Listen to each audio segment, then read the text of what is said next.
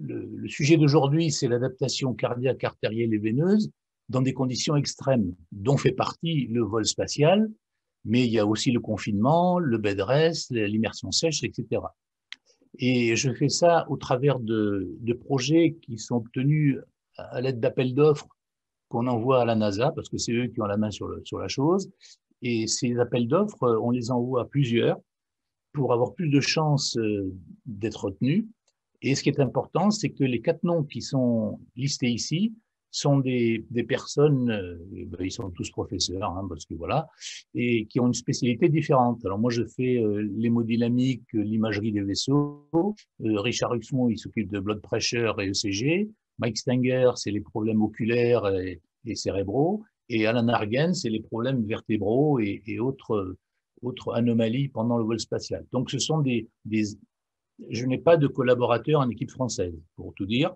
Mais par contre, on s'est trouvé dans des meetings avec ces gens-là et on s'est apprécié mutuellement. Et c'est surtout notre complémentarité qui nous a permis d'avoir, jusqu'à il y a peu, un projet avec la NASA qui s'appelle Cypher et sur lequel on a engagé donc de 2022 jusqu'à 2030. Bon, après, il faudra réfléchir à la suite. Alors, on commence. Recording in progress. C'est bon, à toi Philippe. Vous pouvez m'interrompre quand vous voulez, hein, si vous avez des questions.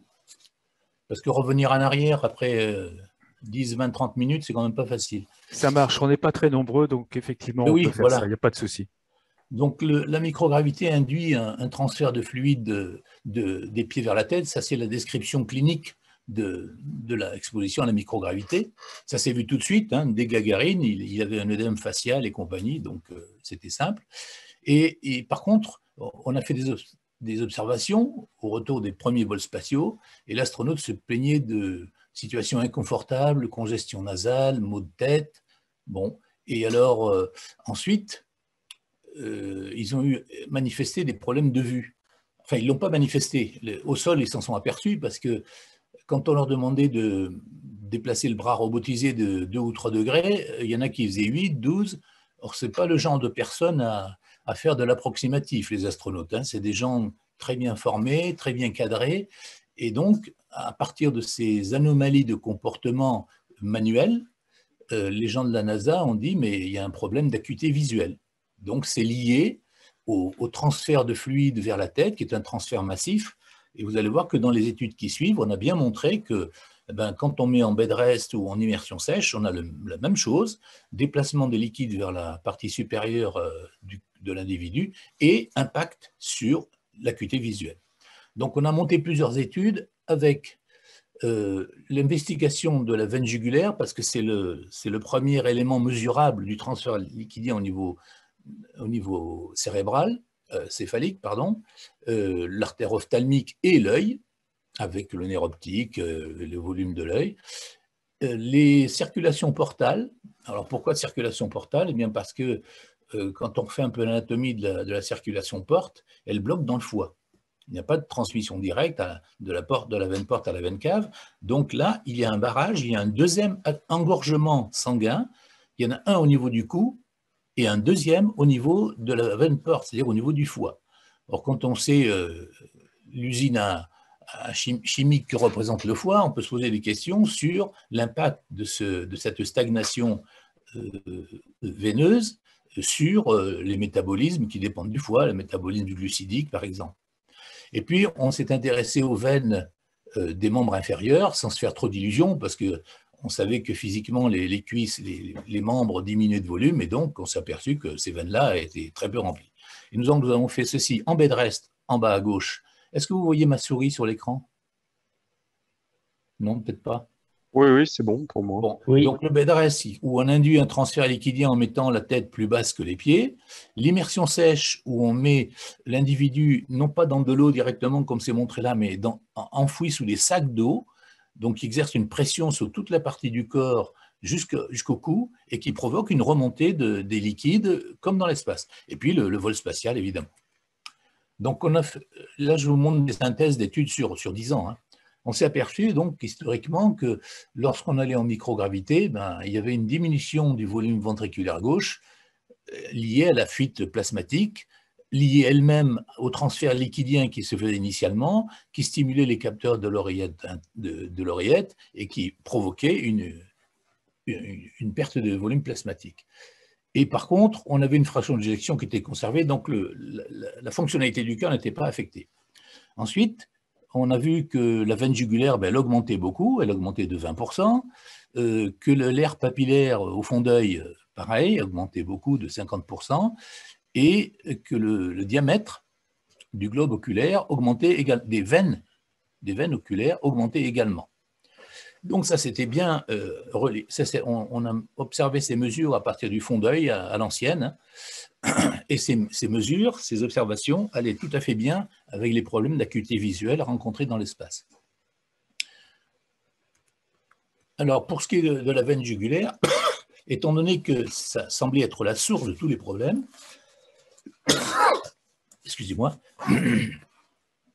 comme ça semblait être la source de tous les problèmes,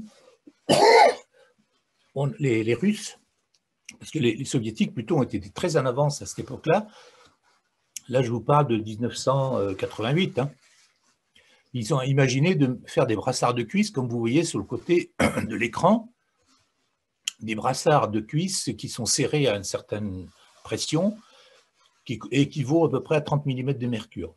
Et on s'est aperçu que lorsque les astronautes portaient ceci, eh bien la veine jugulaire, qui était augmentée à 60%, elle diminuait et elle était même plus faible qu'avant le vol.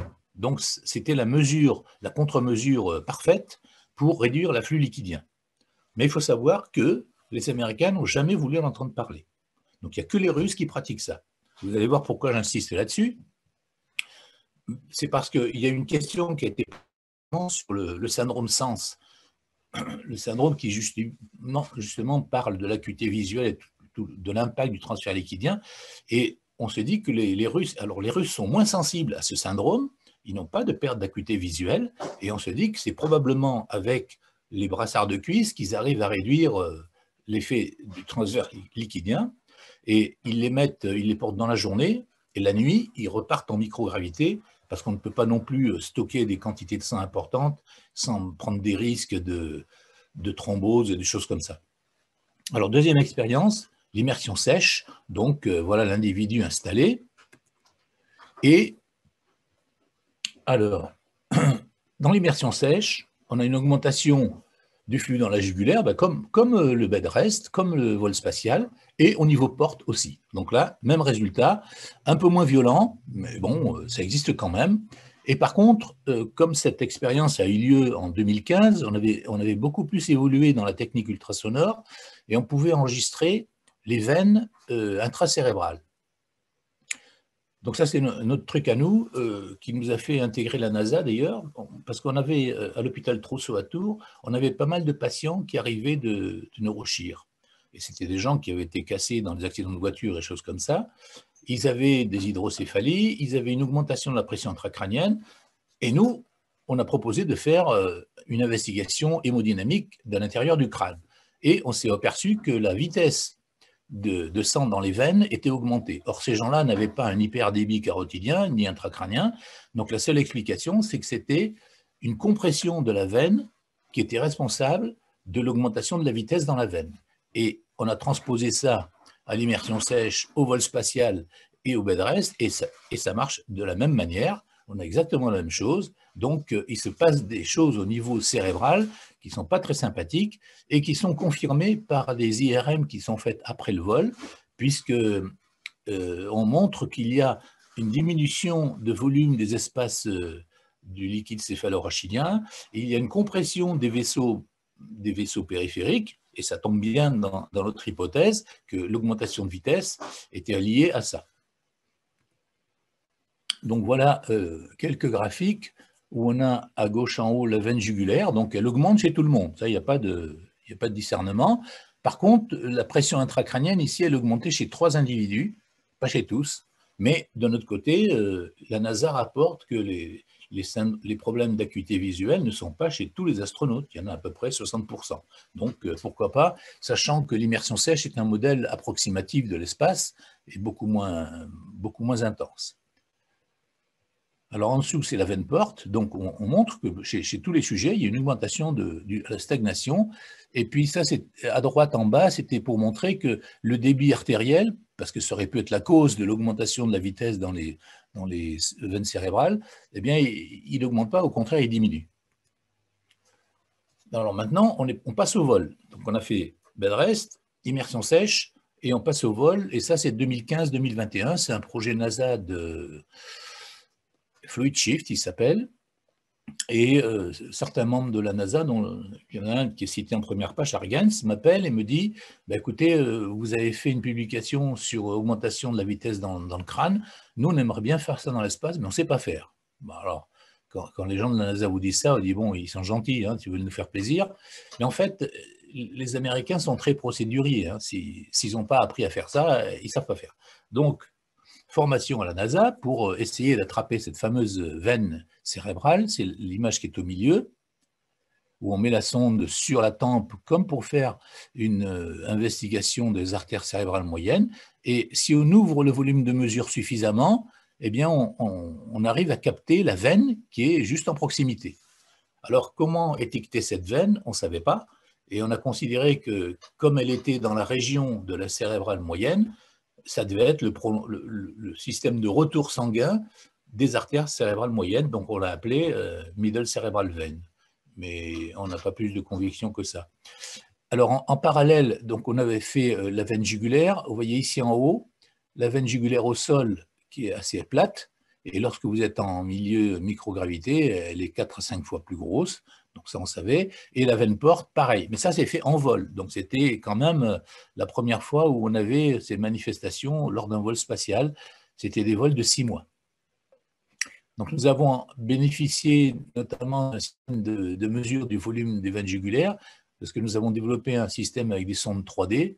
C'est tout simple, hein, c'est un transducteur qui bouge, qui fait droite-gauche et gauche-droite, qui capture une série d'images. On mesure à la mano les contours des trucs et on obtient la valeur de la veine jugulaire en centimètres cubes, pas sur toute sa longueur, mais sur la dimension du balayage de la sonde qui fait 4 cm, et c'est suffisant pour arriver aux conclusions.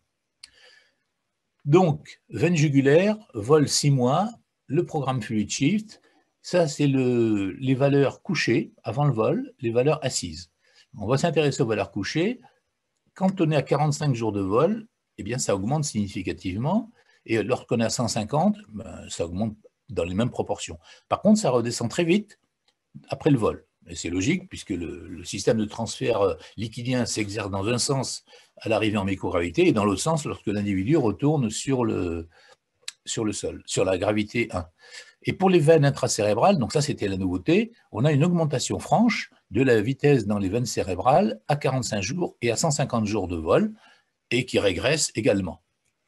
Donc ça c'est le travail des IRM qui ont été faites par l'université de South Carolina, c'est Donna Roberts, et elle montre ici sur une petite vidéo, là où on voit les espaces noirs, c'est au sol, et en vol, ces espaces n'existent plus parce que le cerveau est comprimé.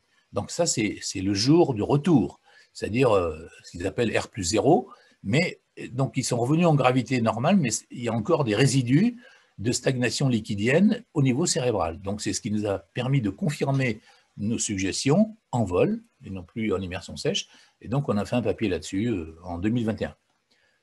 Alors, les Américains étant très bien organisés, ils ont dit on va faire au volume de jugulaire des vitesses intracrâniennes, et comme on se doutait que tout allait augmenter, on va essayer une contre-mesure. Mais ils n'ont pas voulu faire la contre-mesure des bracelets de cuisses comme les Russes, je ne sais pas pourquoi, et ils ont voulu faire le LBNP. Donc le Lower Body Negative Pressure, qui est, on place les mi-corps inférieurs à partir du nombril en pression inférieure par rapport à la pression atmosphérique, et donc ça aspire une quantité de sang vers les membres inférieurs, et ça soulage d'autant la sphère supérieure. Donc ici, c'est les parties, les mêmes données que je vous ai montrées tout à l'heure, la veine jugulaire en position couchée, ici en position de vol à 45 jours, elle est augmentée, mais dès qu'on applique le LBNP, elle revient pratiquement à sa normale. Alors c'est un LBNP qui était appliqué, qui était assez léger, 23 mm de mercure, mais pendant 1 heure. Et lorsqu'on fait l'opération à 150 jours, vous avez votre jugulaire qui est augmenté par rapport à avant le vol, mais pareil, le LBMP est efficace. Et puis ensuite, après le vol, ça se normalise tranquillement. Et le fait extraordinaire, c'est que pour les vitesses intracérébrales, dans les veines intracérébrales, c'est la même chose. Couché, augmenté en vol, LBNP diminué. Donc ça veut dire que ce LBNP est vraiment la mesure idéale pour restaurer une hémodynamique et un environnement liquidien cérébral adéquat. Le problème, c'est que quand l'individu est dans son pantalon de Tintin, là, le bed rest, le LBNP, il ne peut plus faire grand-chose. Hein. Enfin, les Russes avaient fait un système articulé, système russe qui a été utilisé d'ailleurs pour cette étude. Les astronautes américains allaient dans le segment russe et ont transporté l'échographe avec pour faire tout ça, donc ce n'était pas simple, mais c'est un système qui marche très bien. Alors, justement, j'en reviens à la question, pourquoi les astronautes russes seraient moins sensibles au transfert liquidien vers la partie supérieure du corps, c'est-à-dire des problèmes d'acuité visuelle et autres, et il y a des suggestions qui ont été faites sur l'entraînement qu'ils subissent au départ. Alors, au départ, ils subissent un entraînement avec du LBNP. Donc ça, c'est des vieilleries que je vous montre là, hein, c'est date de 93. Mais on voit comment la difficulté d'enfiler le costume LBNP, l'individu va l'avoir jusqu'à sa ceinture, il a des capteurs sur les membres, évidemment, pour savoir ce qui se passe lorsqu'il est à l'intérieur du système. Et puis, à ce moment-là, les Russes utilisaient le LBNP comme moyen de vérifier le degré de tolérance orthostatique, c'est-à-dire qu'ils mettaient moins 45 mm de mercure, et puis, vous voyez, si le gars avait des problèmes de débit cérébral ou pas, et c'est par la suite que le même système a été utilisé, comme je viens de vous le montrer, mais à des pressions beaucoup moins fortes, moins 23 mm, et pendant 1 heure. Et puis, il y a aussi ça, qui est un entraînement à la Cité des Étoiles, non, pas à la Cité des Étoiles, à Baïkonour, carrément.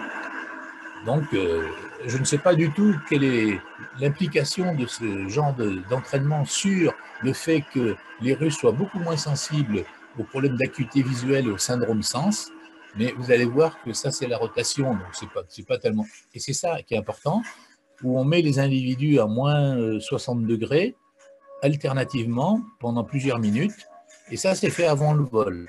Alors peut-être que ça les habitue au transfert liquidien brutal, parce que quand on arrive en microgravité, le transfert est brutal quand même, et peut-être que c'est ça la source de l'explication, et pour l'instant, personne ne sait. La musique, je vous laisse apprécier. Hein. L'installation est rudimentaire aussi, mais c'est bien pensé. Alors, j'arrête tout ça maintenant, voilà. Donc, microgravité, confinement, ça, je suis revenu... Ah non, confinement. Donc, on a vu le bed rest, on a vu l'immersion sèche, on a vu le vol spatial, et maintenant, le confinement. Jusque-là, on a parlé de veines, parce que dans le confinement, dans le bed rest et dans l'immersion sèche, on a surtout reproduit le transfert liquidien vers la partie céphalique, comme ça se passe en vol. Et puis, on s'est intéressé au versant artériel. Alors, le versant artériel, lui, il n'est pas sensible du tout au transfert liquidien veineux, il ne va pas passer ça, lui, il est dans son système haute pression. Mais par contre, il y a des anomalies qui se produisent au niveau des artères. Et ces anomalies, on les a découvertes de manière totalement... On est parti sur Mars 500 pour faire une investigation. On y avait été un peu par politesse, parce qu'on nous avait dit, bon, ça serait bien, vous êtes dans le spatial, que vous nous disiez ce qui se passe réellement en milieu de confinement. Et donc, on y est allé. Et à notre grande surprise, on s'est aperçu que l'épaisseur intima média des carotides fémorales avait augmenté et que ces artères étaient devenues plus rigides, ce qui n'était quand même pas rien. Donc, et là, on a été pris de court parce que, initialement, comme on n'est pas prévu qu'il se passerait quelque chose, on avait arrêté les mesures de confinement à R+4, 4 jours, et on n'avait pas continué au-delà parce que dans notre esprit, on n'était pas des très bons chercheurs, hein, on n'est pas anticipé. Et donc, on s'est retrouvé coincé. Donc, il a fallu refaire d'autres manips. En bas, l'image du sous-marin qui est à l'IMBP, avec l'intérieur qui fait chalet suisse, dans lequel s'est passé le confinement Mars 500. Mais retenez bien une chose, c'est que cet environnement de Mars 500 est un environnement exigu. Ça fait carrément la taille d'un sous-marin, donc on ne peut pas dire qu'on ait beaucoup d'espace. Donc les gens ne faisaient pas beaucoup d'activité physique, et puis ils étaient 6. Vous verrez plus tard pourquoi j'insiste sur le fait qu'ils étaient 6, c'est-à-dire qu'ils n'étaient pas nombreux, et parce qu'il paraît que lorsqu'on voit toujours les 5 mêmes têtes en face de soi pendant 6 mois, ben ça perturbe psychologiquement et ça peut être associé à des désordres d'origine cardiovasculaire. Mais ça, on n'a pas la démonstration.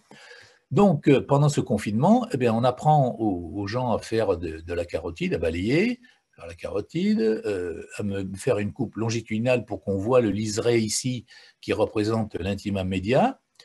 Et puis, on fait l'effet moral. Et en bas, vous avez un exemple.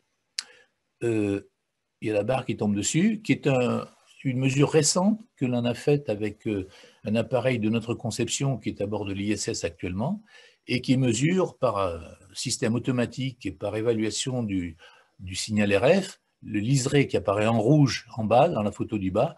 Et c'est vraiment une excellente mesure de l'intima media parce qu'elle se fait sur plusieurs centaines de points. Alors que, historiquement, à Mars 500, nous, on faisait des points, quand on en faisait 10, on était content. Et voilà, donc la technologie nous a aidés à confirmer cet état de choses. Donc, je reviens à Mars 500, confinement. Pendant le confinement, la carotide, l'intima media carotidienne augmente significativement, et elle l'est encore à 4 jours, à 2 jours, et à 6 mois, elle est pratiquement revenue. Mais vous voyez, à 4 jours, ça laisse encore des traces. Hein. Et pour la fémorale, c'est pareil. Ça, c'est avant la période de confinement, ça, c'est après, et ainsi de suite. Alors, on a donc ici en vol spatial maintenant, parce que l'expérience qui a été faite à Mars 500, on l'a reproduite aussitôt après en vol spatial, et on obtient strictement la même chose, une augmentation de l'intima media chez à peu près 60 à 70% des astronautes. Ce n'est pas tout le monde, mais ça fait une majorité suffisante pour que ça devienne significatif. Et pour l'artère fémorale, pareil. Alors au début, on a été un peu critiqué dans nos présentations et dans nos articles. On nous a dit, mais est-ce que ce n'est pas lié au transfert liquidien qui pourrait également jouer sur des facteurs, des processus de type inflammatoire? Et la réponse est là, c'est qu'on a la même chose en fémorale qui est justement exempte de transfert liquidien ou qui subit un transfert liquidien négatif, et on a la même chose dans la carotide qui subit un transfert liquidien positif. Donc, on en a conclu que ce n'était pas ça, il fallait trouver autre chose. Alors ensuite, on a perfectionné l'affaire et on a mesuré la rigidité des artères. Et on s'aperçoit que la rigidité des artères carotides, elle est très diminuée, elle est très augmentée, pardon, ça c'est la distensibilité. La rigidité est augmentée, donc on a un deuxième indice, l'épaisseur intima media augmente et la rigidité augmente aussi. Et ça fait tout à fait penser aux diabétiques. Alors, on n'a pas été dire aux astronautes qu'ils étaient diabétiques, mais ça y faisait penser. Et ça a été curieusement associé à une altération du métabolisme des glucides chez les astronautes qui avaient justement une augmentation prononcée de l'intima media et de la rigidité artérielle. Donc, il a fallu reconfigurer toute notre histoire en disant, mais finalement, la partie artérielle n'est pas sensible au déplacement liquidien, par contre, elle est sensible à autre chose qui peut être alors l'activité physique réduite, le fait de vivre dans un confinement sérieux, petite structure qui influe psychologiquement sur le comportement de l'individu et peut générer des processus inflammatoires divers et variés, et puis le fait qu'ils sont en nombre très limité en vol spatial et en confinement, où ils sont que 6. Bon, et puis on est parti là-dessus, mais chemin faisant, notre technologie ayant évolué, on a imaginé de mettre au point un autre paramètre de la paroi artérielle qui n'est ni l'épaisseur intima media, ni la rigidité, mais qui est le contenu. Alors pour faire du contenu, c'est de la caractérisation tissulaire, on n'a pas utilisé l'image, enfin on l'a utilisé comme repérage, on a traité les informations le long d'une seule ligne de l'image. Et on a pris cette ligne de signal natif qui correspond donc à ce qu'on appelle le signal RF. Le signal RF, c'est un signal de radiofréquence. Radiofréquence, c'est toute l'image est faite d'une centaine de lignes de radiofréquence. Et on traduit l'amplitude des échos qui reviennent vers le capteur par un degré de brillance. Et les fabricants se sont attachés à ce que le degré de brillance ici soit le même qu'à la paroi postérieure, sinon on n'y comprenait plus rien du tout. Mais en fait, ce n'est pas le cas, parce que quand le faisceau ultrason est arrivé là, il a été réfléchi en grande partie, donc la réflexion ici sera moindre. Et pourtant, ça apparaît sous la même forme de brillance, parce qu'il y a ce qu'on appelle une correction automatique de gain. Ce qui est très bien pour l'image, mais pas pour la compréhension de ce qui se passe dans le vaisseau.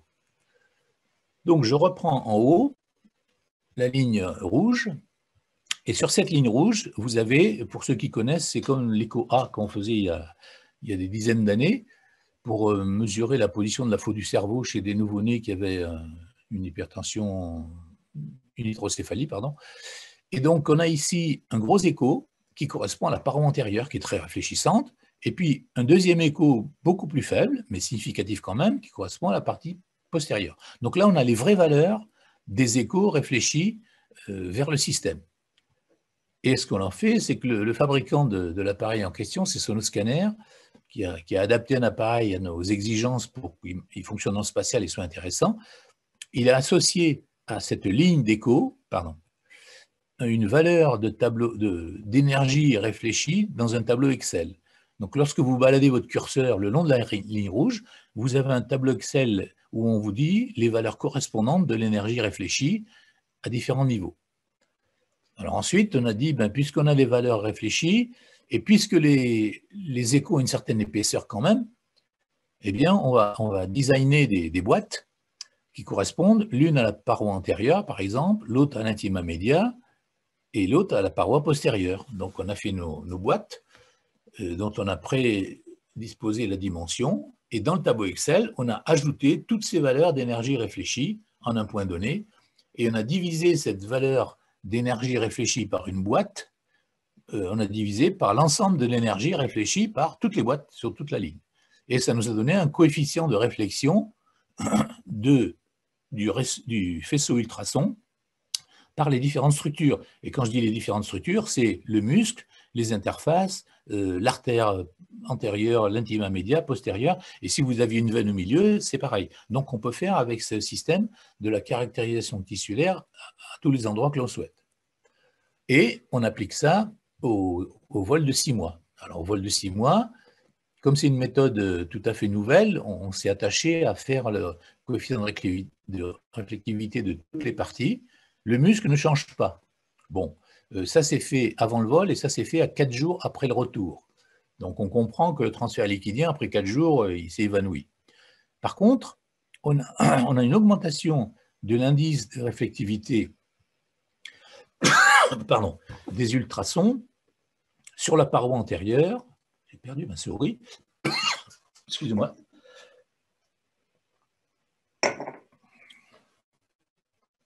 Ici, à la paroi antérieure, on voit qu'en bleu, après le retour du vol, j'ai perdu ma souris. Bon. Par contre, on voit que l'intima media ne bouge pas, la lumière artérielle non plus, et le mur postérieur, la paroi postérieure, elle augmente. Donc, ça veut dire qu'on a une intima media qui est augmentée morphologiquement, en dimension, que la paroi de l'ensemble du vaisseau est plus rigide et que le contenu est modifié aussi. Alors, il fallait expliquer le contenu modifié. C'est quand même pas simple parce que quand on fait de l'échographie dans l'espace, on n'a pratiquement rien d'autre à côté. Mais il se trouve que pendant le vol spatial, Laurence Vico, qui est de Saint-Étienne, avait proposé un projet où on mesurait la perte de calcium osseux dans les différentes phases du vol. Et il se trouve que pendant le vol spatial, il y a une perte osseuse extrêmement importante qui ne récupère pas du tout de suite, mais plusieurs mois. Et la libération de calcium importante dans le flux sanguin pourrait expliquer qu'une partie de ce calcium s'est concentrée dans la paroi artérielle, et comme on sait, le calcium est un excellent réflecteur pour les ultrasons. Mais ça, on est au stade d'hypothèse. Là, ce sont les courbes avec chaque individu pour le muscle, pour la paroi antérieure et la paroi postérieure. Donc, en vol de 6 mois. Quand on fait l'immersion sèche, eh bien, on a la même chose, mais de plus faible amplitude. Alors, ce qui est curieux, c'est qu'on a un peu été surpris quand même, parce qu'on a dit, là, ça augmente, c'est pas significatif, donc on est assez content. Là, ça augmente, c'est significatif, et c'est au bout de 5 jours. Alors, si 5 jours suffisent à déclencher une perte de calcium, une infiltration calcique des parois, c'est pas facile à avaler. Et il se trouve que Laurence Vico, encore elle, nous dit, mais dès le premier jour, en immersion sèche, on a une libération massive de calcium dans le sang, donc ça peut expliquer aussi cette chose-là. Donc là, les muscles, la paroi antérieure et la paroi postérieure. Et donc, on en arrive à la conclusion sur les veines et les artères, dans l'espace, en immersion sèche et en bed rest. Le premier bed rest de 7 jours nous a montré que le fond de l'œil était abîmé et que les veines rétiniennes étaient augmentées en volume. La dry immersion nous a confirmé la veine jugulaire augmentée et les vitesses dans les veines intracrâniennes et la pression intracrânienne augmentée dans 50% des cas. Et en vol spatial, même chose, veine jugulaire volume augmenté, vitesse intracrânienne augmentée aussi, et la preuve faite par l'IRM que ça correspondait bien à une compression des veines. Et donc, et par contre, on n'a pas eu de modification significative de la pression intracrânienne en vol. Donc ça, une des explications, c'est que le système utilisé est indirect, c'est la pression sur le tympan, et qu'il y a une grande variabilité. Et les astronautes là-haut, on n'est pas sûr qu'ils manipulaient très correctement l'affaire. Donc, ça reste un point d'interrogation. Mais il y a quand même une explication possible, c'est que, étant donné que le système veineux s'affaisse un peu sur lui-même, ça peut suffire à absorber l'augmentation de pression et qu'il n'y ait plus donc d'augmentation de pression dans le reste de la cavité crânienne. Les contre-mesures, l'ELBNP a montré qu'il marchait bien, et les brassards de cuisse, ils ont montré que ça rendait l'affaire plus confortable, mais on n'a pas eu l'occasion d'évaluer l'effet de ces brassards de cuisse sur la pression intracrânienne et sur la vitesse dans les veines intracrâniennes. Ensuite, alors ça c'est partie veineuse, ensuite partie artérielle, donc pareil, confinement, immersion sèche et vol spatial, l'IMT, l'intima média, augmente en carotide fémorale chez 75% des sujets, la rigidité, et puis le coefficient de réflectivité, dont on pense qu'il est lié au calcium, mais ce n'est pas prouvé, et il n'empêche quand même que ces 3 variations artérielles sont liées à des anomalies du métabolisme glucidique et du métabolisme du calcium. Et ça fait partie des hypothèses à tester. Alors, ça, c'est une étude que j'ai mis à part, parce que c'est du confinement, mais du confinement particulier.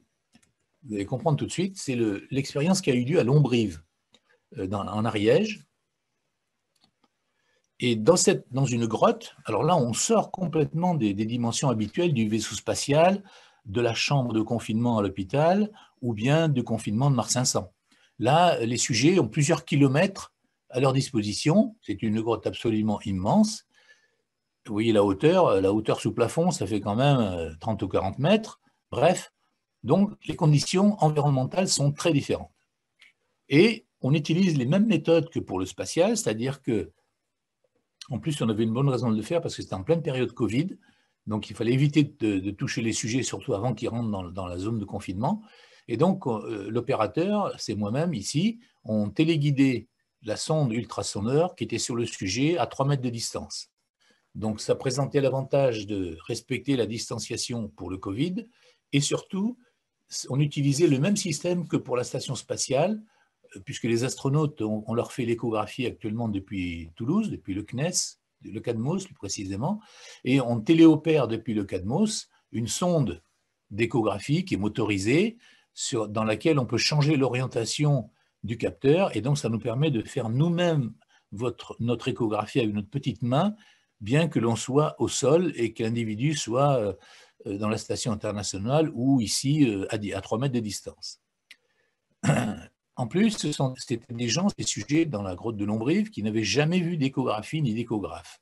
Donc on leur a donné un mapping du corps humain que l'on avait fait en 2011, où on avait identifié à peu près les endroits où on trouvait la vésicule et la veine porte, le pancréas, le rein droit, pour leur faciliter la tâche, pour qu'ils n'aient pas à balayer tout le corps.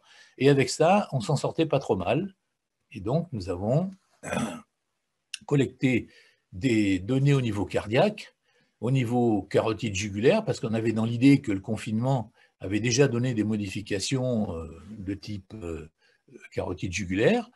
La veine porte. Alors, on a amélioré l'affaire, on a fait la tête du pancréas, les vertèbres lombaires, le rein droit, les artères et veines fémorales, les artères et veines tibiales et le tendon d'Achille. Donc, on a fait la totale de ce qu'on peut faire en ultrason, en gros. Et bien, surprise, encore une fois, il ne se passe rien. Ça, c'est la veine porte. Voilà, vous pouvez apprécier la qualité des images pour ceux qui connaissent. Ça, c'est une coupe transverse à la veine cave et l'aorte. Ça, c'est une aorte abdominale. Ça, c'est un tendon d'Achille et ça, c'est un rein droit. Et on voit qu'on a des images de qualité absolument parfaite, mais pas de différence entre avant le confinement, 40 jours. Je n'ai pas précisé, le confinement dans la grotte était de 40 jours. Et 40 jours après, le jour de la sortie, on reprend les mêmes individus et rien n'a bougé.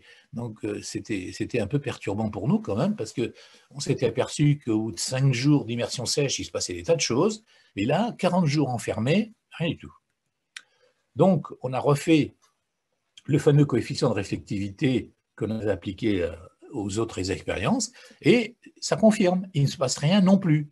Donc, il n'y a pas d'augmentation de l'épaisseur artérielle, il n'y a pas de modification de la rigidité, et il n'y a pas de modification de son contenu.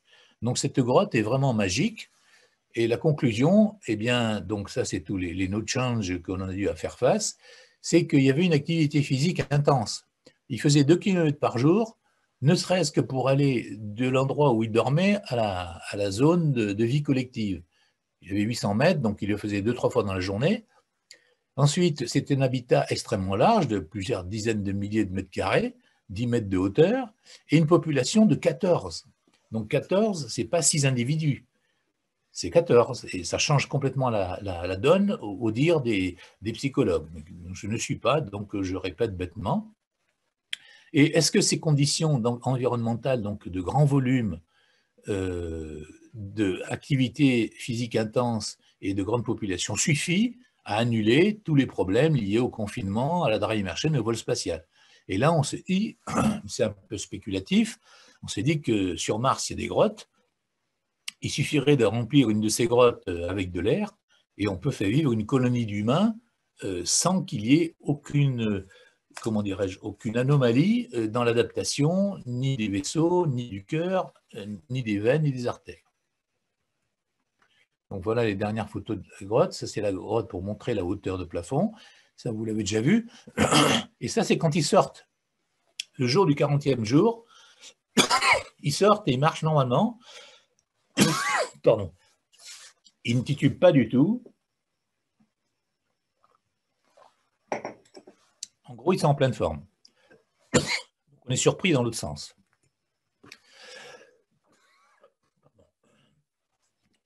Donc, je vais finir avec l'investigation cardiaque. On dit bon dans les temps. C'est bon, Philippe, il n'y a pas de souci. D'accord. Je suis désolé, hein. C'est avec l'émotion. Non, mais prends ton temps. Non, mais j'ai un chat dans la gorge. Donc, on fait de l'investigation cardiaque. Alors là, on remonte le temps. On est en 87. Bon, l'échographie n'est pas si belle que là, mais sur une image comme ça, on peut mesurer l'épaisseur du myocarde ici, les volumes.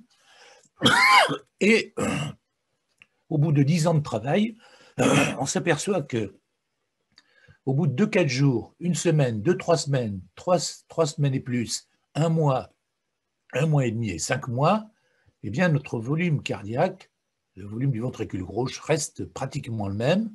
Ça, c'est en rouge. Et lorsqu'on fait du bed rest, ben, c'est pratiquement pareil.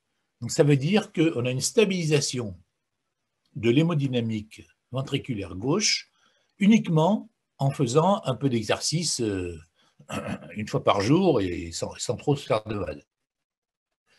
Donc, on en profite pour faire un autre bed rest.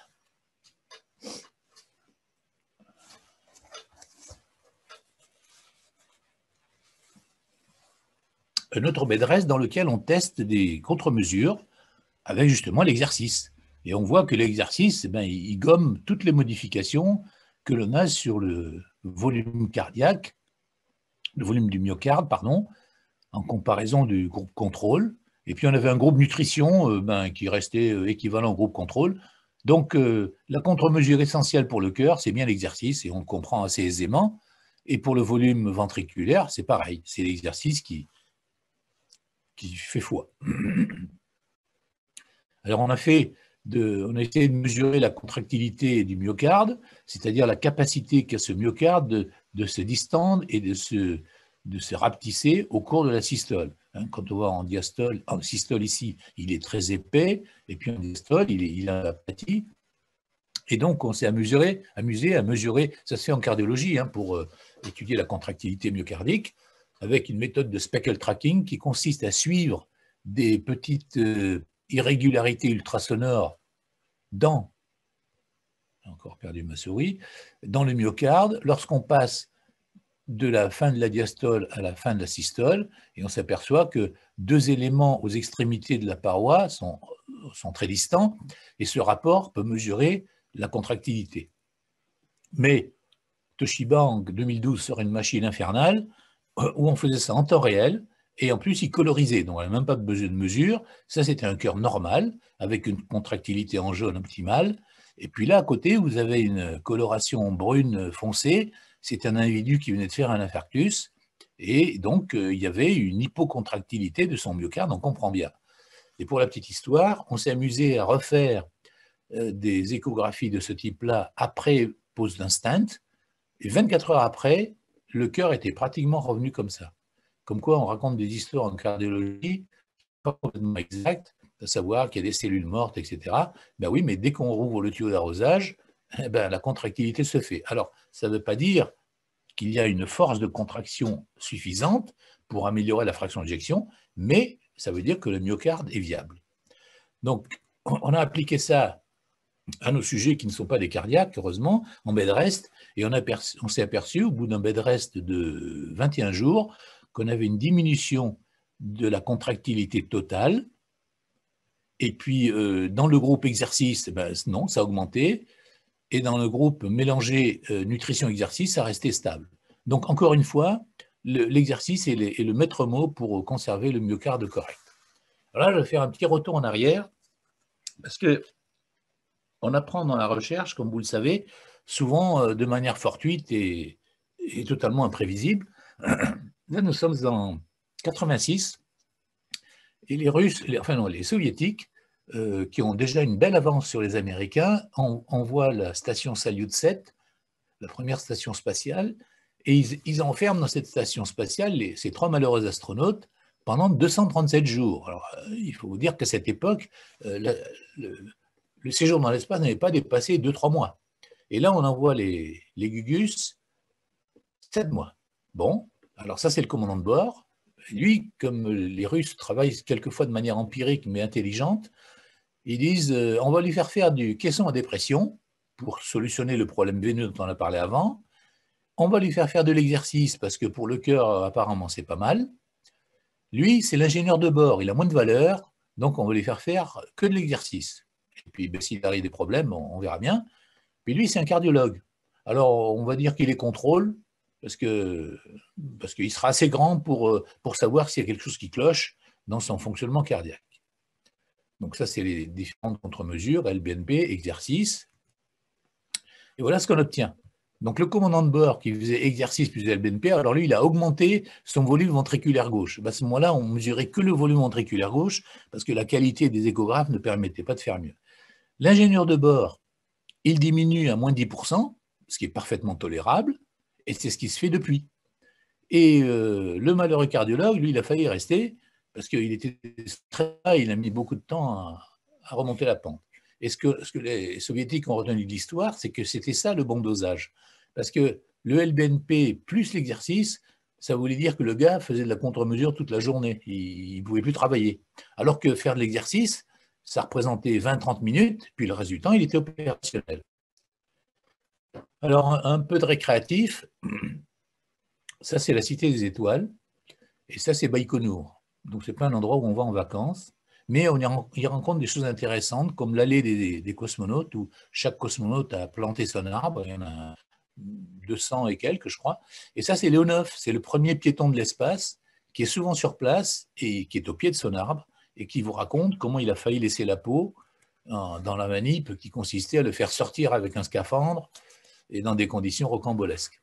Puis de l'autre côté, on va aux États-Unis, ça c'est Houston, et puis ben, c'est une autre dimension, hein. C'est pas une petite fusée Soyouz, c'est un énorme engin, mais qu'on voit de plus loin.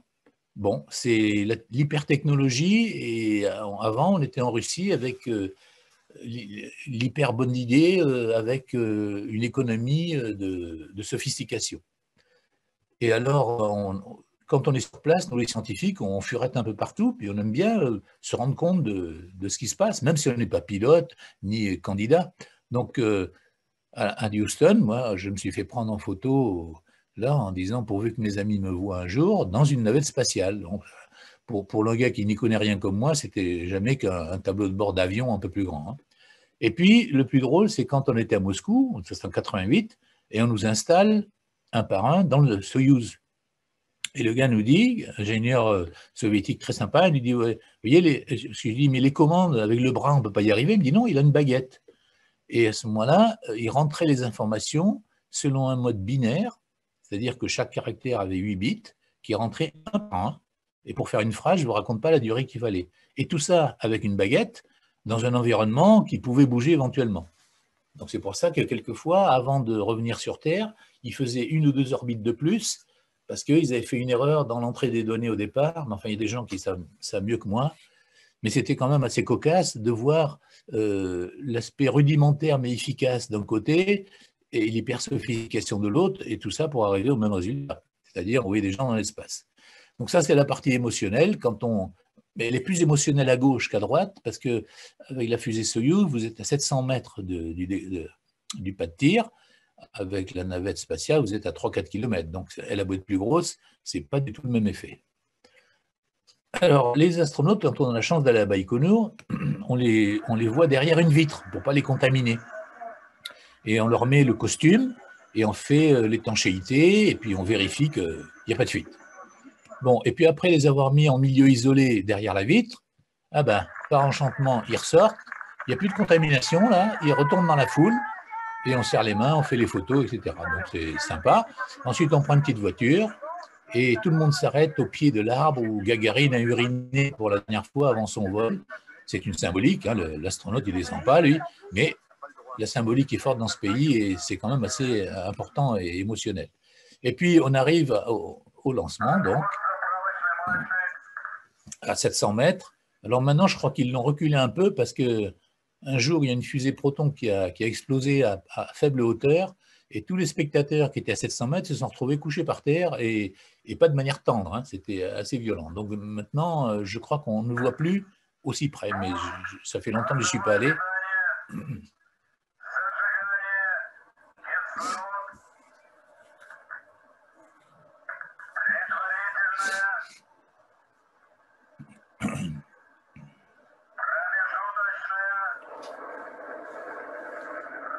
Et c'est parti pour 10 secondes. Parce qu'il faut dire une chose, le déploiement de force pour aller voir un vol comme ça, c'est quand même pas simple. Et puis vous vous rendez compte qu'au bout de 10-12 secondes, vous la perdez de vue, la fusée. Donc il faut vraiment bien en profiter pendant les 10-12 secondes du lancement. Et puis côté États-Unis, c'est pas mal aussi, mais on est loin. Mais par contre, on bénéficie d'une ambiance différente où la foule scande le 10, 9, 8, 5, 6, etc. Là, on est à 4 km. Hein.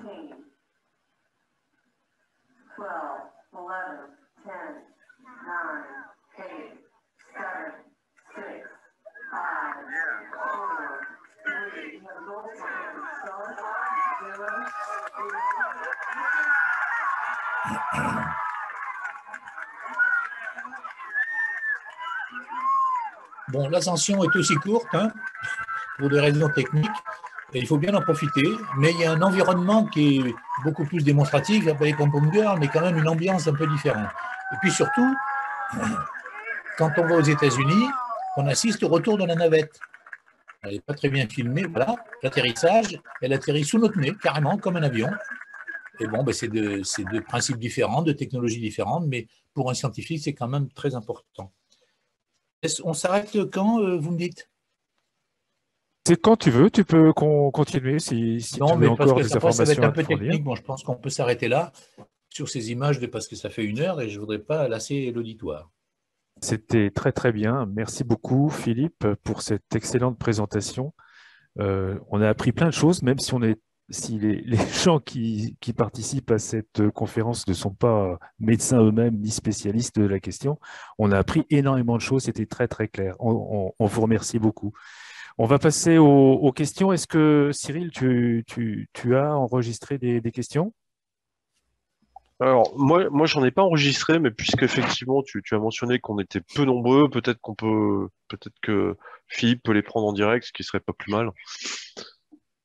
Et donc, eh bien, allons-y. Donc, si vous avez des questions, vous prenez la parole et puis vous pouvez activer votre micro, activer votre vidéo pour qu'on vous voit.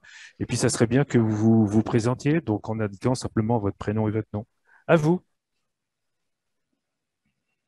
Moi, je vais me lancer, Philippe. Alors, Cyril Chazy, j'ai rien de scientifique, hein.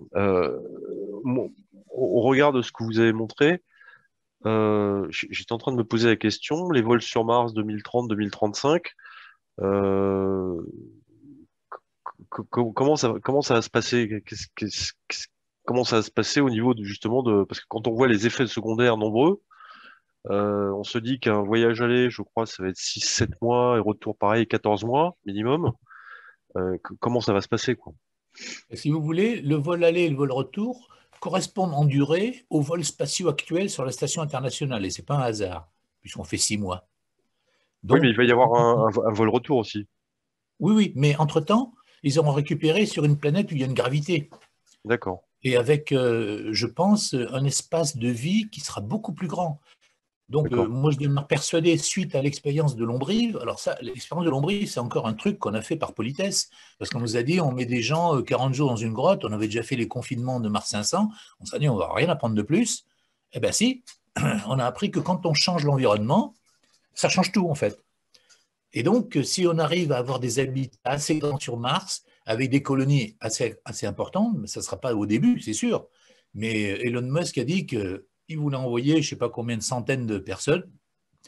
S'il y a plusieurs centaines de personnes dans un environnement de grotte, c'est-à-dire protégé des radiations, avec une respiration à l'air libre, il n'y a pas de raison que l'espèce humaine ne survive pas tranquillement à ça et vive autant d'années que sur Terre.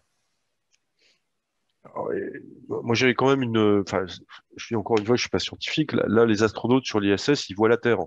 Donc, ils ont quand même je veux dire, un pont, un lien virtuel. Oui, tout à fait. Mais ça, quand ils vont partir sur Mars, il y a rien, au bout d'un moment, il n'y a plus rien, quoi. Complètement. Mais déjà, ils l'avaient ressenti un peu en allant sur la Lune. Hein. Parce qu'ils voyaient la Terre, mais vraiment petit. Et là, c'est vrai que c'est une donnée d'un facteur qu'on ne maîtrise pas du tout et qui n'a pas été testé. Enfin, il y a certainement des choses qui sont testées, mais qui ne sont pas dites. Mais ça, on n'est pas au courant. Nous, ce que je vous ai raconté là, les choses extra-scientifiques, on les a récupérées par hasard, parce qu'on se trouvait là, à cet endroit-là, et l'histoire de la baguette pour rentrer les informations binaires dans le Soyouz, on n'aurait jamais pu imaginer que ce soit un système pareil. Et voilà, donc c'est fortuit. Alors, pour ce qui est du fait de ne plus voir la Terre, oui, certainement, ça aura un effet, mais lequel, on ne sait pas. D'accord. Ou alors l'effet grande colonie prendra le dessus et les gens diront, mais non, on est chez nous, là, on est dans une colonie, on est organisé, et c'est pas grave si on ne voit pas la Terre. D'accord. Est-ce qu'on mesure est-ce qu'on peut mesurer les effets secondaires que vous avez mentionnés également sur, je sais pas, les caractères de chaque astronaute, des gens plus émotifs, moins émotifs, enfin. Ça, c'est une question à laquelle je ne sais pas répondre parce que je ne sais pas quels sont les critères de sélection exactement. D'accord. Mais ça entre en jeu, mais je ne sais pas jusqu'à où. Ils sont tellement bien entraînés que j'imagine qu'ils ont plein de qualités, ces gens-là. Oui, mais ils ont surtout ce que je ne connais pas, c'est l'état de base de leur psychisme qui est exigé. Oui. Parce qu'on ne peut pas envoyer un type très émotif là-haut, hein, ça, c'est pas possible. Mais sûr, oui. Jusqu'où va l'émotivité, comment elle se mesure, ça, ce sont les gens qui s'occupent de recrutement qui pourraient répondre. Et ils sont peu bavards là-dessus. Est-ce qu'au niveau physique, d'un astronaute à l'autre, on y trouve des différences, des plus petits, Non, des plus grands, non, c'est non, pas, non. les phénomènes sont les mêmes sur quelle que soit la Bon, physionomie. les mêmes, pas exactement, parce que je me souviens, moi, quand on avait fait au tout début, il y avait Jean-Loup Chrétien et puis Patrick Baudry. Patrick Baudry avait la morphologie d'un sprinter Ouais, et Jean-Loup plutôt d'un marathonien, et ils ont agi de la même manière en vol. Mais est-ce que c'est ça? Ou est-ce qu'il y a autre chose? On ne sait pas. d'accord. Alors, j'ai une question de Safwan qui mentionne, est-ce que des dosages sanguins ont été réalisés pour compléter les échographies? Oui, des dosages sanguins, mais pas beaucoup. Et c'est par eux qu'on a su qu'il y avait un problème du métabolisme glucidique, par exemple, et du métabolisme calcique. Mais c'est très limité quand même, hein. Alors, s'il y a eu des numérations formules, des choses comme ça, les gens là-haut, ils ont un hématocrite normal, et il n'y a pas de révolution, hein. Moi, j'avais une question. Est-ce qu'il existe dans l'histoire des vols spatiaux de longue durée des accidents vasculaires qui ont été relevés? Alors, oui, pas accident vasculaire au sens médical du terme, hein, mais thrombose jugulaire, on en a eu une sur un vol de 6 mois. C'était une astronaute américaine, et ça s'est passé il y a 2-3 ans. Donc, à l'échographie, c'était tout simple, hein, ils ont vu le caillot qui se baladait dans le jugulaire, donc ils l'ont traité avec des anticoagulants, et puis voilà, hein. Elle a attendu la fin du vol et elle est redescendue. Oui, bonsoir, Monsieur Arbeil. Yvon Goutz, j'avoue très honnêtement que j'ai été très dépassé par votre présentation. Je ne suis pas un scientifique, je ne suis bêtement qu'un ancien pilote de chasse, comme un certain nombre de mes camarades qui ont été dans l'espace. Ah, mais c'est pas un défaut, hein, d'être pilote de chasse. Non, non, je le prends pas comme un défaut d'ailleurs. Mais bon, sans vouloir. D'ailleurs, il me semble avoir reconnu dans votre présentation deux de mes camarades, Michel Tognini et Jean-Pierre Ignoret, Oui, mais j'en oui, suis pas très certain. absolument. Ah bon, Absolument. d'accord, ok. Bon, oui, donc ce que je peux dire, peut-être pour répondre à la question que vous posiez sur les capacités physiques qui ont été demandées au début, en tout cas pour les Français, je ne me prononcerai ni pour les Américains ni pour les Russes, bien sûr, mais en dehors du fait que c'était tous des ingénieurs, ce que je ne suis pas, ils ont été recrutés sur nos 10 ou 11 spationautes, il y en a 9 pilotes de chasse ou 8 pilotes Oui, de chasse. c'est vrai. Mis à part bien sûr Claudie Ignoret, qui est une scientifique comme tout le monde sait, ou j'en ai deux autres en tête qui ne me viennent pas comme ça, mais bon. Donc les critères, je crois qu'au début c'était un petit peu pragmatique. On essayait de trouver des gens qui avaient une santé correcte et puis qui résistaient à certaines conditions de vol Oui, dans des avions de c'est chasse. ça surtout. Parce que moi, si je me souviens bien ce qu'on nous racontait, parce que contrairement à vous, je ne suis pas pilote de chasse, et donc l'aérodynamique, les problèmes liés au vol lui-même, moi, je ne les connais pas. Mais Ouais. c'est vrai qu'il fallait trouver des gens qui acceptent d'être lancés avec une poussée importante, qui tournaient sur eux-mêmes. Alors, et ça fait beaucoup de conditions que tout le monde ne remplissait pas. Alors qu'après, quand on a eu la navette spatiale, c'était plus du tout ça. On pouvait mettre n'importe qui dedans. D'accord. Mais au début, il valait mieux être pilote de chasse, effectivement. Ok. Merci. Est-ce que François Caclard au téléphone, si je peux me permettre d'ajouter quelque chose, donc j'ai croisé Philippe Arbeil il y a longtemps, il se rappelle peut-être pas, à la Cité des Étoiles, et j'étais un ancien médecin des astronautes, donc je me suis occupé de ce côté-là, donc je vais absolument. Enfin, c'est très complexe le processus de sélection des astronautes parce qu'il y a le côté physique, il y a le côté psychologique, il y a l'interaction avec le groupe, il y a est-ce qu'on va tolérer l'autre culture, etc., etc. Donc c'est vraiment un ensemble d'équilibre, c'est une mécanique assez fine quand même. Voilà, donc juste si je peux me permettre d'y mettre ce que j'ai pu vivre en tout cas. Par contre, j'avais une question pour Philippe Arbeil avec juste une remarque. C'est impressionnant parce que alors, pour ceux qui ne sont pas médecins, il se trouve que je suis médecin, on est vraiment dans un processus d'athérosclérose, en fait, accéléré. Oui. Athérosclérose et diabète. Et diabète accéléré. Donc et ostéoporose aussi. Et ostéoporose. Donc, on est vraiment dans, comment dirais-je, Enfin, il faut bien comprendre que c'est vraiment le processus d'accélération du vieillissement de l'être humain quand on projette dans l'espace. C'est ça qui est assez impressionnant. Absolument. Et j'avais une question pour le professeur Arbeil. Est-ce qu'il y a des choses, est-ce qu'il y a un protocole qui est fait sur Concordia ou Concordia, justement, pour ceux qui ne savent pas, c'est un programme donc, qui est en Arctique, si mes souvenirs sont bons, avec une base qui est complètement isolée à 3000 mètres d'altitude et qui est pour le coup, qui est très confinée. Et ce serait peut-être un laboratoire aussi pour voir un peu ce type de données. Oui, parce que c'est une dimension intermédiaire entre Mars 500, le sous-marin, et la grotte de Lombrive, qui est la cathédrale. Et donc, pourquoi pas, mais nous, on n'a pas répondu parce qu'on ne peut pas faire face partout, mais il y a un programme scientifique qui court, c'est sûr. Okay. Je ne sais pas ce qu'il y a dedans. Merci. Question ? Oui, bonjour. Betty Sélicou, je suis médecin héros. Juste 2 petites questions. La personne qui a fait une thrombose veineuse dans l'espace, avait-elle des facteurs de risque, ne serait-ce que la prise d'un contraceptif? Eh ben, à notre connaissance, non. Mais vous savez, historiquement, on a été très frustrés avec cette affaire-là parce que moi, j'étais responsable des échographies cervicales, justement de la gynécologie. Et un beau jour, alors c'était des gens de la NASA qui guidaient l'astronaute pour faire l'échographie, puis moi qui étais à mon domicile d'ailleurs, ils m'envoyaient les images directement de la station spatiale et je leur dis, mais il y a un problème, hein, il ne faut pas jouer avec ça, c'est vraiment un thrombus. Mais vous êtes sûr, ça ne peut pas être autre chose? Non, non, alors on a fait Doppler couleur, tout ça, bon. Et à partir de ce moment-là, on a été exclus complètement de l'investigation. Parce que ça devenait médical. Et c'est les MEDOPS qui ont pris la suite. Et nous, on n'a plus rien su jusqu'au retour. Donc, on est un peu frustré parce qu'on n'a aucune information là-dessus.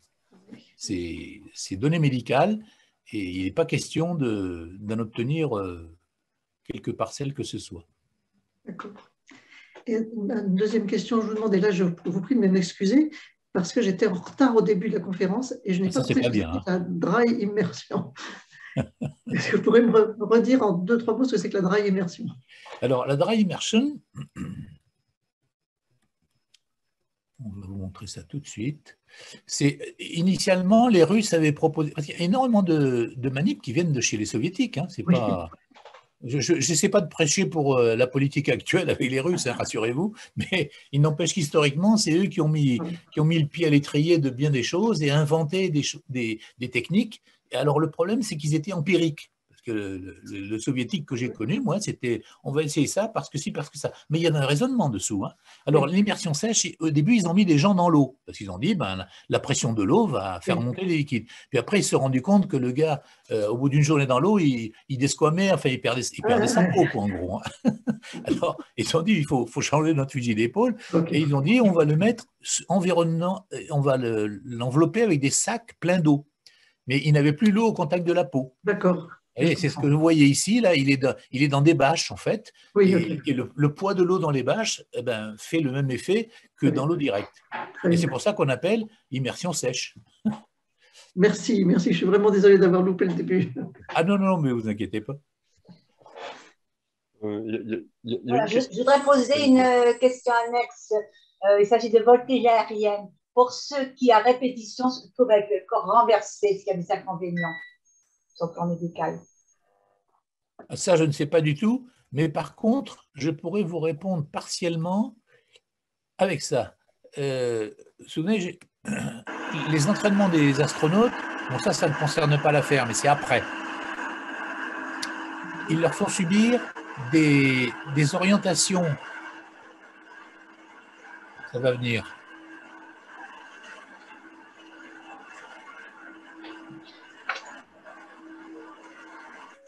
Voilà. Quand ils font ça, à l'entraînement, avant d'envoyer les astronautes dans l'espace, enfin les cosmonautes plutôt, ils les soumettent justement à des transferts liquidiens assez violents et répétés pendant, ça dure bien une demi-heure, 1 heure. Hein. Donc, c'est la question que tout le monde se pose actuellement, parce que l'observation, c'est que les cosmonautes russes ne sont pas sensibles aux problèmes d'acuité visuelle, du syndrome sens neurosensoriel, et donc il y a une explication à trouver. Or, cette explication, elle n'est pas dans la station internationale parce qu'ils sont tous logés à la même enseigne. Par contre, ils ne sont pas du tout le même entraînement. Et donc, cette affaire-là a généré beaucoup de questions. en disant, mais quand même, c'est pas rien de mettre la tête en bas pendant un certain temps, changement de direction du flux, etc. Donc, pour les gens qui font la voltige, ben, à mon avis, ça devrait être bénéfique aussi, parce que c'est un peu le même système. En voltige, j'imagine, hein, parce que j'ai jamais été candidat à ça, moi. Mais j'imagine que c'est encore plus violent, parce que là, il retourne la table gentiment. Dans l'avion, je pense que c'est beaucoup plus brutal. Est-ce que Yvon Goutz peut donner ses commentaires par rapport à ça? J'étais en train d'essayer de prendre la main. Oui, alors, ce qu'il faut savoir, c'est que, comme vous l'avez très bien expliqué, quand on est dans un avion de chasse, hein, et je ne peux parler que de ça, évidemment, quand on fait une voltige, quand on tire sur le manche, on prend de l'accélération positive, c'est-à-dire que le sang va descendre vers le bas du corps. Et c'est pour ça qu'on porte ce qu'on appelle un pantalon anti-G, un pantalon anti-accélération, qui nous sert au niveau de la taille, de l'abdomen, au niveau des cuisses et au niveau des mollets. Voilà. Et donc, ça, c'est pour éviter que le sang descende trop vite, parce que s'il descend trop vite et on commence à avoir ce qu'on appelle le voile gris, c'est-à-dire qu'on commence à avoir la vue qui diminue, et puis on a le voile noir, et là, on perd connaissance. Ouais. Ça, j'allais dire que c'est la voltige qui est la moins difficile et la moins pénible à supporter, parce qu'on arrêtera. Bon, il faut savoir que les pilotes de Rafale aujourd'hui, ils peuvent, l'avion les limite à 9 G, c'est-à-dire 9 fois leur poids. Quand on fait une voltige… En antéro-postérieur. Oui. Il m'est arrivé, quand j'étais encore jeune et beau, de supporter 10 G. Maintenant, je ne serais incapable de le faire, évidemment. Bon, et donc ça, j'allais dire, c'est de l'accélération positive. C'est dangereux si on continue trop longtemps à tirer le manche, puisqu'on va avoir une perte de connaissance. Mais ce qui est plus grave, c'est l'accélération négative. C'est-à-dire, imaginez-vous, par exemple, dans votre voiture, vous montez une côte assez rapidement, et au moment où on arrive en haut de la bosse, là, vous avez l'impression d'avoir le corps qui part en haut. Là, vous avez l'impression de plus sentir votre poids. Eh bien, il faut savoir que le G négatif, c'est un petit peu ce phénomène qui se passe, mais bien sûr beaucoup plus important, et notamment les pilotes de la patrouille de France sur leur Alpha Jet, ils vont jusqu'à -3, -4G. Et là, c'est très dangereux parce que sans entraînement, le sang va surirriguer le cerveau et risque d'y avoir des ruptures de capillaires. Oui. Et il n'y a pas de contre-mesure pour ça. Et là, il n'y a rien pour l'éviter. On ne peut pas mettre un garrot autour du cou, sinon… On ne peut pas mettre un garrot autour du cou pour limiter cette… D'accord, je vous remercie pour ces explications. Merci Yvon. Est-ce que j'avais une question, est-ce que hommes et femmes, les résultats sont identiques? Pour ce qui concerne dont je vous ai parlé, oui. Mais il y a d'autres, pour la tolérance orthostatique, ce n'est pas le cas.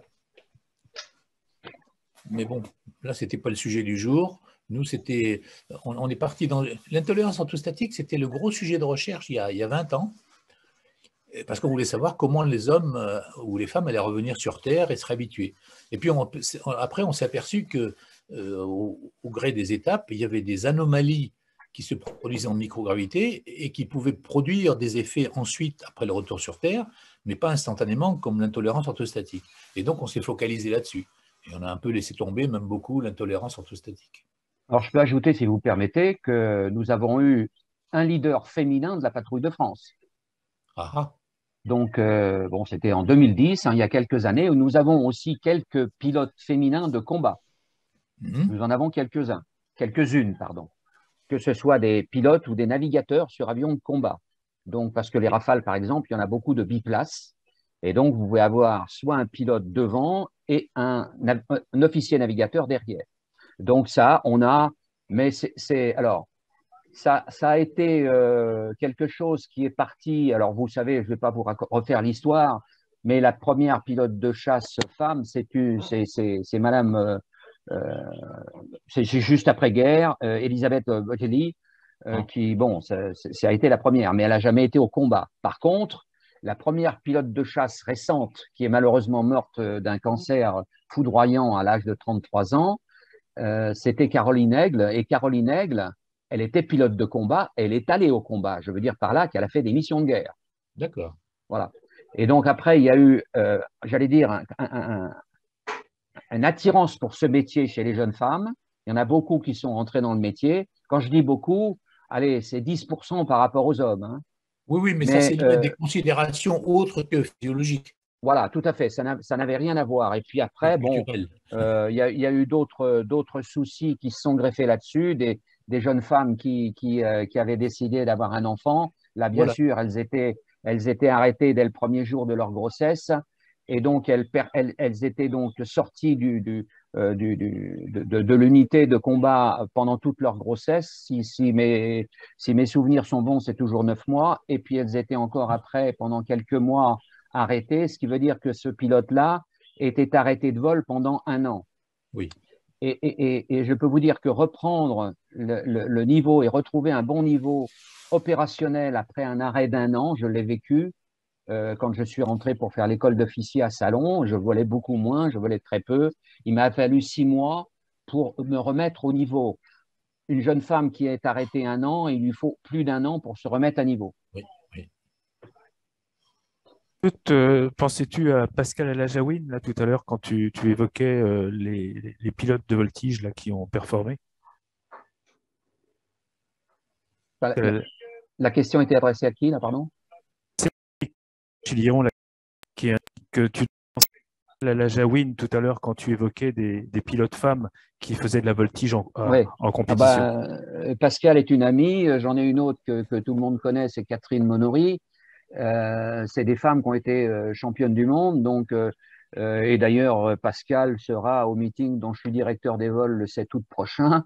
Bon, d'abord c'est un entraînement.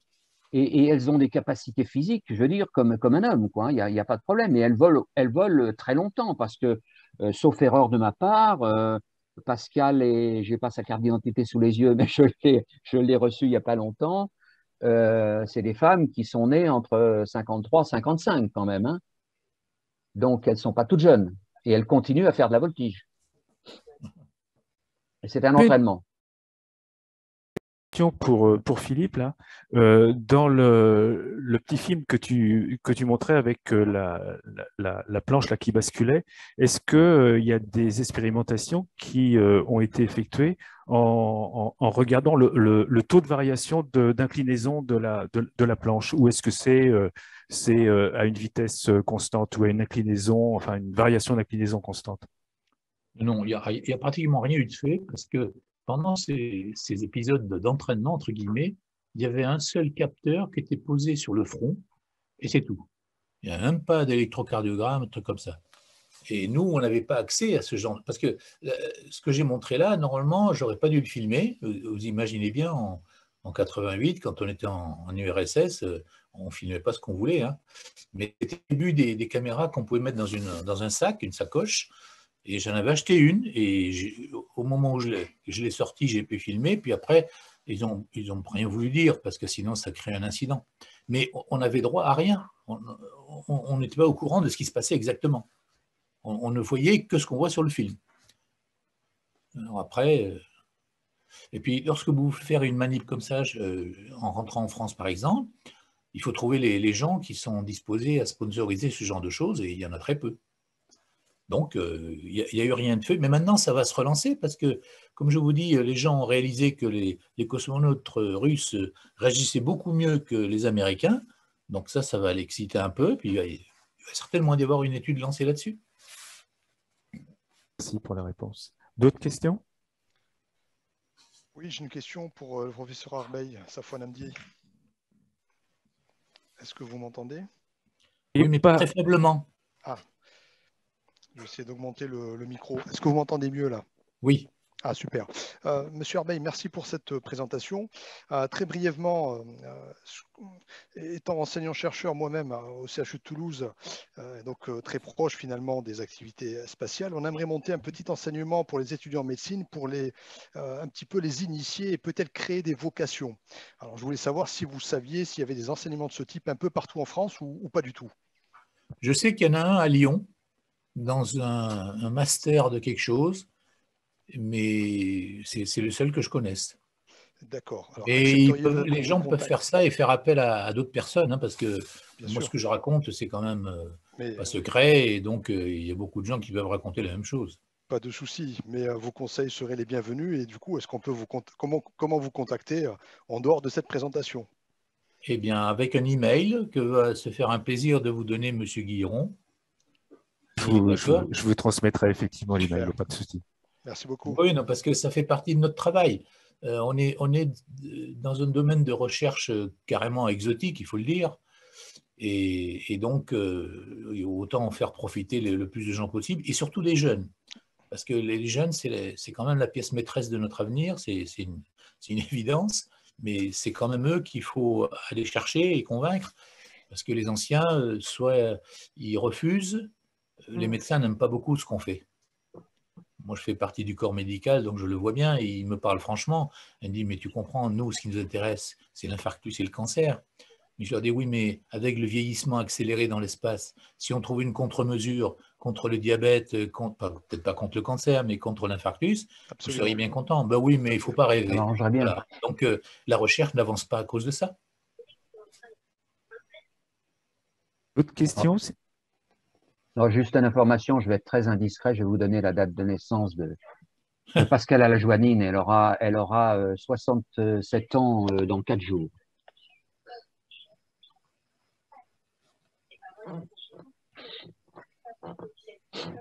Bon, voilà. Merci en tout cas. Pour information, Pascal Alajoanine était intervenu il y a 2-3 ans lors d'une conférence qu'on avait organisée à la mairie du 15e. Et un article a été écrit à propos sur le sujet de sa conférence. Donc, si vous êtes intéressé parmi les participants, vous m'envoyez un petit email et je vous transférerai l'article qui avait été rédigé à cette occasion.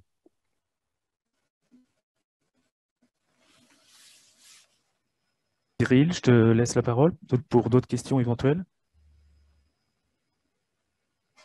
J'en ai pas d'autres affichés, Patrick. Bien, écoutez. J'en ai une petite peut-être. Oui, alors. Je remets la vidéo. Bon. Alors, ce qu'on a vécu, là, ce qu'on est en train de vivre doucement, il y a une chose qui est un petit peu historique, qui est justement l'accès spatial à l'orbite basse, avec justement essentiellement des acteurs américains, SpaceX, etc., etc. Je pense que pour les scientifiques, cela, c'est une perche que je tente peut-être à Philippe Arbeil. On sait que dans la science, ce qui est intéressant, c'est d'avoir des échantillons assez importants pour pouvoir faire du chiffre, de la data, etc. Est-ce que justement ce New Space, donc avec SpaceX, avec d'autres qui vont arriver, Blue Origin, etc., est-ce qu'on peut éventuellement pas voir là, d'un point de vue de possibilité, d'opportunité, de faire des expérimentations plus faciles, parce que moins chères, peut-être, ça. Et puis après, l'autre chose aussi, je pense que c'est quelque chose qui n'est pas poussé en France, et ça, c'est un gros problème, je pense. Mais on parlait de la jeunesse, là, M. Hamdi parlait de la jeunesse, mais c'est fondamental que la France doit de nouveau s'intéresser à ça. Et justement, cette nouvelle accessibilité peut constituer justement quelque chose d'attractif. Je suis tout à fait d'accord avec vous, et surtout sur le commentaire sur en France, ça ne nous intéresse pas, parce que, comme je l'ai dit au début, moi, tous les projets auxquels j'ai participé, c'était des projets en association avec des équipes étrangères. Parce que quand vous êtes franco-français, vous n'avez aucune chance de passer le barrage, mais vraiment aucune, hein. Ni européen, ni NASA, ni quoi que ce soit. Par contre, lorsque vous êtes associé à des équipes étrangères, alors étrangères ne veut pas dire américaines forcément, mais vous pouvez avoir des équipes étrangères en Europe, et là, ça a du sens, et là, vous accédez à l'appel d'offres. Et si vous ne passez pas par l'appel d'offres, il ne se passe rien. Vous pouvez avoir une idée géniale, si vous ne passez pas par l'appel d'offres, il ne se passe rien. Ouais, je sais, et la France ne cautionne pas beaucoup on m'a même. Moi, je remercie le CNES de soutenir toutes mes activités parce que moi, toutes ces activités que je fais, les déplacements à Houston, à Moscou, ailleurs, c'est le CNES qui finance. C'est pas moi de ma poche. Et donc, ils me soutiennent financièrement. Mais c'est une règle du jeu très, très bizarre. Quand vous voulez participer à un programme spatial, vous soumettez un projet, un appel d'offres qui s'appelle sur le site Inspire NASA. Bon. Ensuite, vous êtes, par exemple, reconnu. Alors, on dit, ben voilà, monsieur, on a retenu votre proposition. Et c'est votre agence spatiale nationale qui vous finance. Donc, la sélection est faite au niveau mondial, mais c'est quand même l'agence nationale qui finance. Et donc, elle le fait. Donc, moi, très bien. Mais elle n'est pas motrice dans ce sens-là. Pas beaucoup. Bah, malheureusement, vous le savez, professeur Arbeil, il y a une dimension au niveau national et au niveau européen et international politique très forte du vol habité, avec une espèce de retenue française qui est, pour moi, je n'ai jamais bien compris pourquoi, à part le fait qu'on nous dise qu'effectivement, on a toujours favorisé Ariane et le lanceur, ce qui a du sens, qui se conçoit. Mais pour autant, l'un ne devrait pas exclure l'autre. C'est ça qui est un peu étonnant, quoi. Mais parce que le budget des sciences de la vie, c'est 0,1% du budget d'Ariane. Oui, donc, mais on n'a pas de pétrole, mais on a des idées. Oui, mais le problème, c'est qu'en Europe, on a des idées sur les sciences de la vie, mais les Allemands en ont aussi. Oui, et ils ont quand même pris la possession du terrain. Oui. Et donc, c'est eux qui font. Ah ben oui, regardez un centre à Cologne, la DLR, ils ont quand même une résonance magnétique couplée à un phototron, enfin un positron. Chez nous, ça n'existe pas, ça. Vous allez au MEDES à Toulouse, vous avez au mieux un échographe. Bon. Ça a changé. Mais bon, il faut être optimiste et je vous dis encore une fois, on s'en sort parce qu'on s'associe à des groupes étrangers. Et il y a des gens très bien à l'étranger qui sont parfaitement réglo, qui ne vont pas vous marcher sur vos plates-bandes ou faire des coups tordus, et ça marche bien. Mais c'est un peu bizarre de vouloir d'aller quémander à son agence spatiale nationale de soutenir un projet dont elle n'a pas dont elle a manifesté aucun soutien. Hein. Elle dit, bon, ben, dommage pour nous, vous avez été sélectionné, en gros. Non, mais c'est ça, en plus. Hein. Mais bon, il ne faut rien lâcher. Effectivement, la dimension pour les jeunes, etc., il faut continuer. Il ne faut pas lâcher. Il ne faut rien lâcher. Absolument. Et l'Agence spatiale européenne ne soutient pas du tout ce type de projet? Mais l'Agence spatiale européenne, c'est comme tout ce qui est européen. Moi, je suis pro-européen, hein, je vous le rassure tout de suite. Mais c'est d'une complexité et d'une lourdeur telle que les trois quarts jettent l'éponge. On a beau dire, mais la sélection NASA, Inspire, c'est très simple. Vous soumettez votre projet et dans les 3 mois, on vous répond, on vous prend ou on ne vous prend pas. Point. Si vous vous adressez à un truc comme l'ESA, mais c'est des procédures à n'en plus finir, c'est ce qu'ils appellent le paperwork, là, mais vous ne faites plus de la science, hein, vous faites du secrétariat de haut niveau. C'est pas ça. Et là, ce que l'on connaît un peu avec l'ANR en France. Hein. Oui. À ce niveau-là, il y a beaucoup de laboratoires qui déposent des projets et puis d'abord très peu sont retenus. Oui. Et c'est quelquefois très très difficile pour certains laboratoires de poursuivre leurs recherches parce que ils n'ont pas les moyens financiers de le faire, quoi. Exactement. Oui, mais on est dans une culture française, il faut faire avec. Elle a d'autres bons côtés, mais côté recherche scientifique, ça pourrait être mieux. Enfin, peut-être que la semaine prochaine, ça va changer tout ça. Hein, alors, désespéré. Simplement faire le bon choix. Exactement. Je ne sais pas lequel il faut faire, par contre. Hein. Pour les sciences de la vie dans l'espace, là, je m'abstiens de tout jugement. Ouais, clair. J'avais une dernière question, Philippe. C'était les liens qui pourraient être intéressants de travailler avec des laboratoires spécialistes de la mécanique des fluides, parce que finalement, tout ce qui est sanguin, etc., c'est de la mécaflux. Hein. Oui. Que vous avez des contacts. Le problème, c'est que c'est de la mécaflux, mais c'est quand même tributaire, parce que la mécaflux, on sait la faire. On sait mesurer les vitesses, on sait mesurer des tas de paramètres, mais ce qu'on ne sait pas, c'est de mesurer l'impact environnemental sur ces processus. Par exemple, l'histoire que, moi je voudrais bien qu'on monte une étude avec du confinement avec 4 personnes, 8, 15 et 20. Et dire, ben voilà, au-delà de 10, il ne se passe plus rien. Mais en dessous de 5, ça ne va pas du tout. Hein. Et c'est donc les interactions multifactorielles qui ne sont pas prises assez en compte pour l'instant. Mais bon. Très bien. À nous de faire. Recording stopped. Donc, ce que je vous propose, s'il n'y a plus de questions, je crois que Cyril, il n'y avait pas de questions là dans le tuyau des questions sur la messagerie instantanée. Il n'y a plus rien? On n'a plus rien? Non. Bon. Vous pouvez mettre mon adresse email en visu pour tout le monde, et s'ils ont des questions a posteriori, ils peuvent. Alors, ce que j'indique à tout le monde, là, je rappelle, si vous voulez le PDF de la présentation, vous m'envoyez un petit email, toujours à la même adresse, hein, c'est 3af.idf@orange.fr. Je pense que tout le monde la connaît maintenant. J'ai bien noté que Safwan Hamdi souhaitait avoir l'adresse email du professeur Arbeil, donc je ferai. Il n'y a pas de souci. Et puis, le professeur Arbeil m'avait indiqué qu'il pouvait mettre à la disposition des gens qui le demanderaient également l'enregistrement vidéo de sa présentation. Donc, je vais simplement voir avec lui, parce que j'ai entendu qu'il y avait quand même des séquences filmées qui avaient été faites peut-être sans autorisation, donc il ne faudrait pas que vous ayez d'ennui si effectivement ça circulait.